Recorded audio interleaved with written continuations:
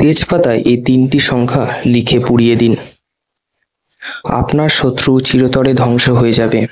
সে মরবে, কাঁদবে, অনুতাপ করবে। যদি আপনি শত্রুদের দ্বারা চারদিক থেকে ঘেরা হয়ে পড়েছেন এবং মনে করেন যে আপনার শত্রুরা আপনাকে চারিদিক থেকে বিরক্ত করছে, তবে এই প্রতিকারটি আপনার জন্য খুবই কার্যকরী হতে চলেছে।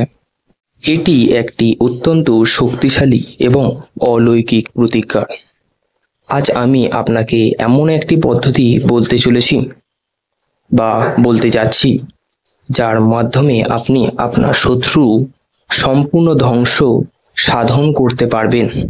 আপনি আপনার শত্রুকে শেষ করে দিতে পারবেন শুধুমাত্র তেজপাতার এই একটি প্রতিকারের মাধ্যমে। বন্ধুরা, তেজপাতা তান্ত্রিক তাই খুব বেশি ব্যবহার হয়। আপনি নিশ্চয়ই তেজপাতা সুগন্ধ পেয়েছেন।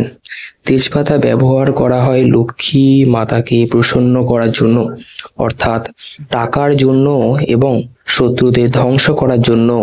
উভয় কাজেই তেজপাতা ব্যবহার করা হয় এবং এই কাজটি খুব সহজেই কোনো তন্ত্রমন্ত্র ছাড়া, কোনো মালা জপ ছাড়া বা কোনো পূজা অর্চনা ছাড়াই আপনি করতে পারবেন। এতে আপনার কোনো সময় দিতে হবে না, এমনকি একটি পয়সাও খরচ করতে হবে না।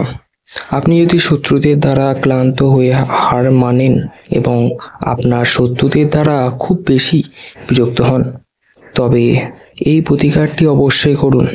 আমি আপনাকে একটি অত্যন্ত শক্তিশালী এবং দুর্দান্ত প্রতিকার বলতে যাচ্ছি, কিভাবে এই প্রতিকারটি করতে হবে। দেখুন, প্রথমে আমি আপনাকে তেজপাতা সম্পর্কে বলতে চাই। আপনি যে তেজপাতা নেবেন তা একদম কাটা ছেঁড়া হওয়া উচিত নয়। তাই একটি তেজপাতা যদি আপনার বাড়ির রান্নাঘরে থাকে তবে তা ভালো, কিন্তু একদম সম্পূর্ণ তেজপাতা হতে হবে।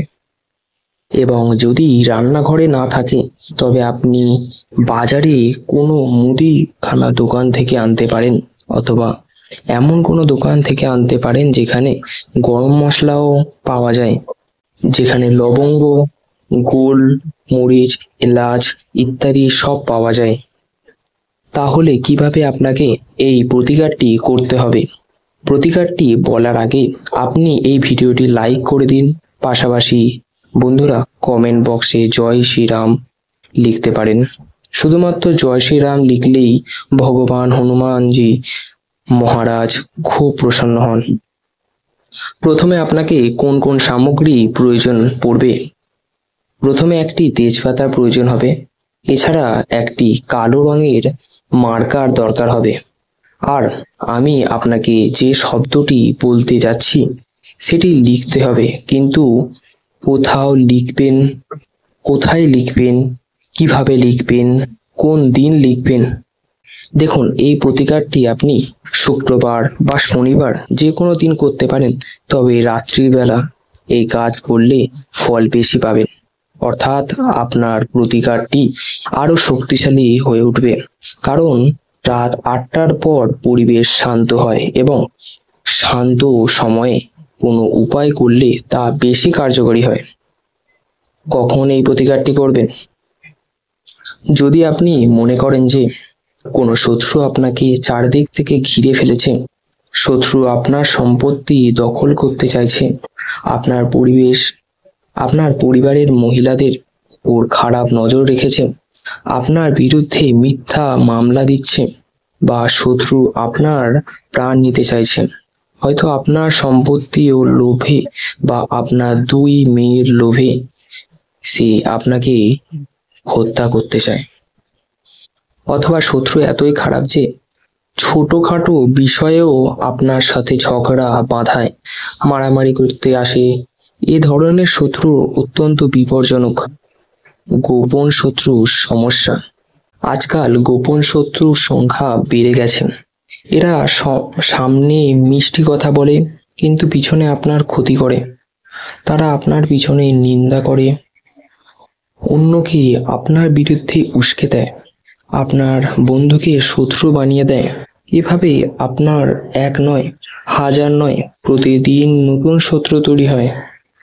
কারণ কলিযুগ চলছে এবং এই যুগে শত্রুতা সহজেই তৈরি হয়, কিন্তু সত্যিকারের বন্ধু পাওয়া খুব কঠিন। আজকের বিশ্বের সত্যিকারের শত্রু এমনভাবে জন্মায় যে আপনি চাইলেও প্রতিদিন 10টি নতুন শত্রু তৈরি হয়ে যায়। এর কারণ হলো, বন্ধুরা, আপনি উন্নতি করছেন, এত বেশি আপনি উন্নতি করবেন, আপনার শত্রুর সংখ্যাও ততই বাড়তে থাকবে। কিন্তু উন্নতি করা তো অত্যন্ত জরুরি। আজ আপনি চাকরি করছেন, টাকা উপার্জন করছেন, গাড়ি বাড়ি কিনছেন, এতে সমস্যা কি? শত্রু জ্বলে পুড়ে ছারখার হবে, আর শত্রু যখন জ্বলবে তখন সে আপনার ক্ষতি করতে চাইবে। কিন্তু আমরা তো চাই না সে সফল হোক, তাই না? তাহলে কিভাবে এড়াবেন? এবার হচ্ছে প্রতিকার করার পদ্ধতি। একটি তেজপাতা নিন এবং রাতের সময় এই প্রতিকার করুন। শুক্রবার বা শনিবার রাতে করা ভালো হবে। দক্ষিণ দিকে মুখ করে বসুন, এটি শত্রু ধ্বংসের দিক, তাই এই দিকে বসলে ফল বেশি পাবেন। একান্ত স্থান খুঁজুন, বাড়ির কোণে নির্জন কোণ, যেখানে কেউ আসে না। ছাদেও করতে পারেন যদি কেউ বাধা না দেয়। বসার ব্যবস্থা: টেবিল চেয়ার বসে, বিছানায় বসে বা মাটিতে বসে করতে পারেন। যাদের পায়ে ব্যথা তারা চেয়ারে বসে করুন, তবে মুখ দক্ষিণ দিকেই রাখবেন। সংখ্যা লিখুন। একটি কালো মার্কার নিন এবং তেজপাতায় 3 বার 8 লিখুন। 3টি 8 এর অর্থ কি? এটি একটি কোড, ব্রহ্মা দ্বারা সৃষ্টি একটি গুপ্ত সংকেত, যেখানে যখন আপনি 3টে 8 লিখবেন, এটি অন্তত এর প্রতীক। এটি আপনার ইচ্ছাকে শক্তিশালী করে এবং পূরণ করতে সাহায্য করে। তান্ত্রিকরাও এই একই পদ্ধতি ব্যবহার করেন। তাই তেজপাতায় 3টে 8 লিখুন এবং শত্রু ধ্বংসের পথ প্রস্তুত করুন। হ্যাঁ, যদি শত্রুর নাম জানা থাকে এবং তার মায়ের নাম লিখুন। যে শত্রু স্পষ্টভাবে আপনার ক্ষতি করছে, আপনার থেকে লড়াই ঝগড়া করছে, যদি শত্রুর নাম না জানেন, শত্রু লিখুন কালো মার্কার দিয়ে। প্রতিকার: এর প্রতিকার কি হতে চলেছে শুনুন ভালো করে, আর ভিডিওটা ভালো লাগলে লাইক করে দিন। তেজপাতাটি বা হাতে তালুতে রাখুন, নির্জন স্থানে বসুন, ছাদ বা ঘরের কোণে। পরিবারকে আগেই জানিয়ে রাখুন যে কেউ বিরক্ত না করে। 5 মিনিটে এই প্রতিক্রিয়ার শান্তি বজায় রাখুন। ধ্যান করুন। চোখ বন্ধ করে শত্রু মুখ কল্পনা করুন এবং তাকে অত্যাধিক রাগ দিয়ে মনে করুন। ভাবুন যে আপনার শত্রু ধ্বংস হয়ে গেছে। যদি শত্রুর নাম বা চেহারা না জানেন, চোখ বন্ধ করে আপনার জীবনের অশুভ ঘটনাগুলো স্মরণ করুন, যেমন দুর্ঘটনা, পরিবারের কেউ মারা যাওয়া, ব্যবসা ধ্বংস, চাকরি হারানো ইত্যাদি। তারপর তেজপাতাটি জ্বালিয়ে দিন। জীবনে আপনার যে সব সমস্যা আসছে তা শত্রুদের কারণেই আসছে। এজন্য আপনাকে সেই শত্রুদের এবং তাদের কৃতকর্মের কথা স্মরণ করতে হবে। একবার তাদের কথা মনে করলে এরপর আপনাকে তেজপাতাটি জ্বালিয়ে দিতে হবে। কিভাবে জ্বালাবেন? একটি প্লেটে তেজপাতাটি জ্বালান। জ্বালানোর পর যেই ছাই হবে তাকে উড়িয়ে দেবেন। ছাই কোথায় উড়াবেন?